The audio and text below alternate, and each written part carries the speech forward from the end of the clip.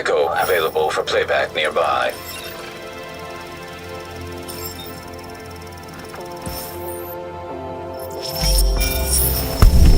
Well, here I am, Aaron Keener, the First Wave's prodigal son. Normally I'd do this face-to-face, but I'm not 100% sure which way you'll jump. You act one way when Ms. Lau is watching, and another way entirely when you're off the leash. That's an interesting contradiction.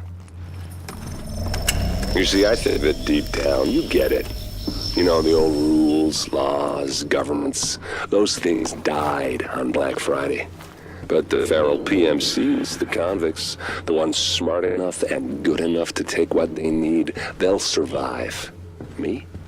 I'm gonna prosper. Oh, you could too, but you took an oath, right? You got a duty.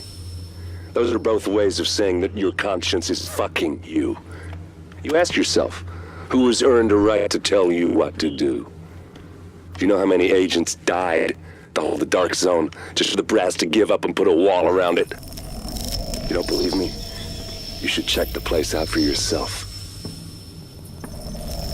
But the people you're working for, they're irrelevant now.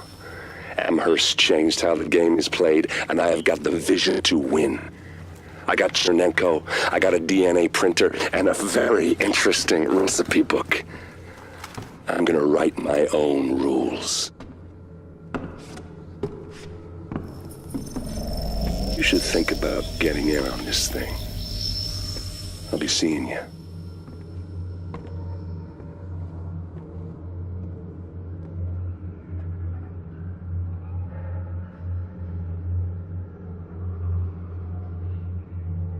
Agent, the information you found in that lab was the crown jewel.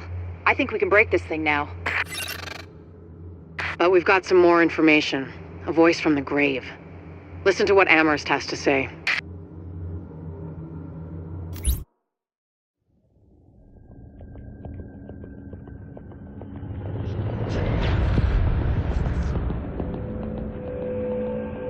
What you're looking at is the smallpox virus, one of the deadliest pathogens on the planet. For centuries, it did a wonderful job of helping keep the human population in check. But times change, and sometimes Mother Nature needs a hand in improving her creations. Like, say, speeding them up a little bit, making them contagious when they should be quietly incubating in a host, or making them more lethal.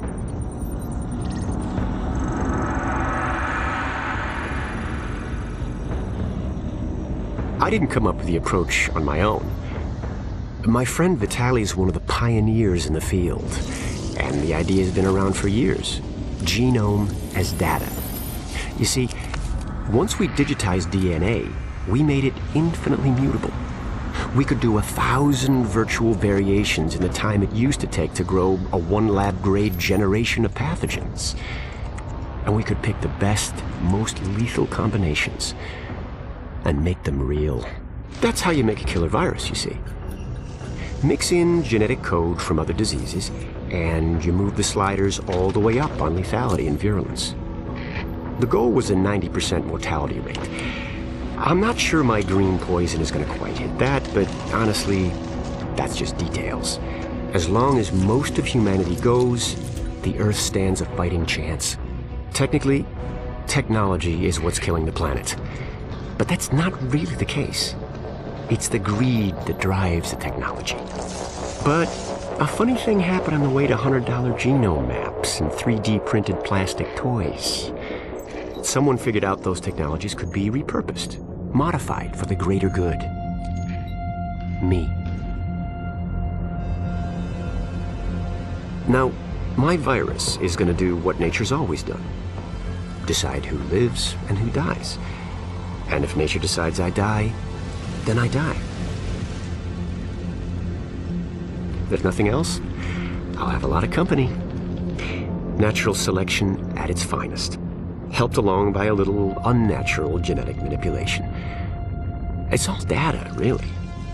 Life's just a method of processing it. The same way I processed the smallpox genome on my laptop.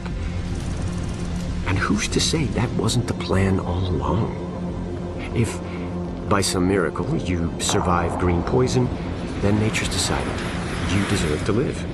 The rest of us shouldn't and won't. Godspeed. I'll see you in hell.